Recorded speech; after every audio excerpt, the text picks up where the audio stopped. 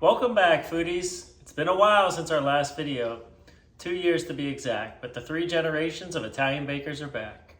Unfortunately, in that time period, we lost our patriarch, Joseph Nista, but this year we're introducing the new 3rd generation, young Wyatt Nista. Say hello, Wyatt. All right, that's great. Today in Joseph's honor, we're going to be making his favorite cookie, the Pignoli cookie. Now, there's lots of recipes for Pignoli cookies on YouTube and on the internet, but unfortunately, I found them all to be wrong. Pignoli cookie should be soft, it should be chewy with a nice crunch on the exterior, and all the recipes on the internet are these hard, crunchy, biscotti-like cookies. So today we're going to show you how to make a true Italian Pignoli cookie. So a Pignoli cookie really seems simple. There's only 4 ingredients involved, but it really comes down to your technique that you use. We're going to be using 12 ounces of almond paste, which you can buy at the store. Different than marzipan, make sure you avoid that. You want straight almond paste.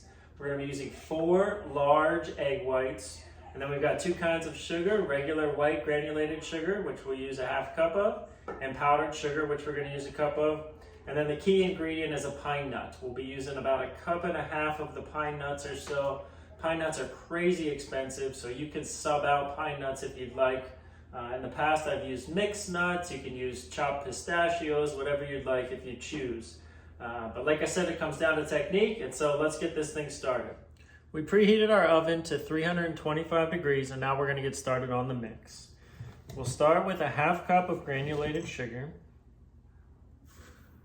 to which we're going to add 12 ounces of the almond paste. So that's 1.5 bricks. I'll break this one up. And you really got to pulverize this into a sand in your food processor. So let's get this started.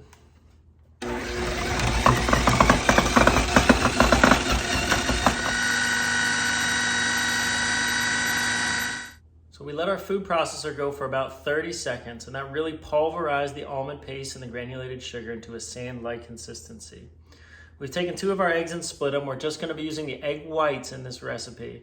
So we're going to add these 2 egg whites to our food processor, and again, really mix this thoroughly. We're going to want to almost use the eggs as a meringue, and we're going to allow this to really bind the agents together and make it light and fluffy.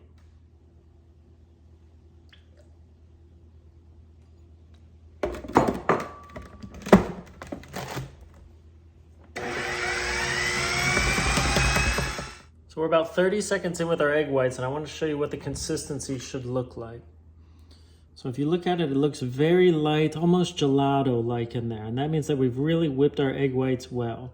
And so from here, we'll go ahead and take the next step, which is added the powdered sugar to it. We're adding 1 cup of confectioner's sugar here. And then on this time around, when we push go on the food processor, we're not going to want to beat this to death. We're just going to want to incorporate the ingredients and try to keep it light and airy for the next step. All right, so we've mixed our confectioner's sugar for about 10 seconds, and you can see we've continued to maintain that consistency of gelato with the dough. And from this step, we're ready to go ahead and start making our cookies.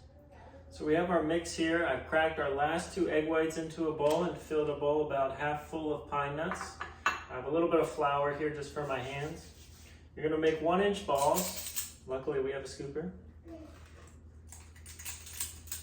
And I'm going to roll it in the egg white, and this will create a little crust on the ball and allow the pine nuts to stick a little bit better. Then we'll go ahead and roll these in the pine nuts and straight to the baking sheet. So last step here on our cookie balls, since there's no leavening agent, you got to kind of help them out a little bit by forming them into cookies. Use the bottom of a cup and just press them.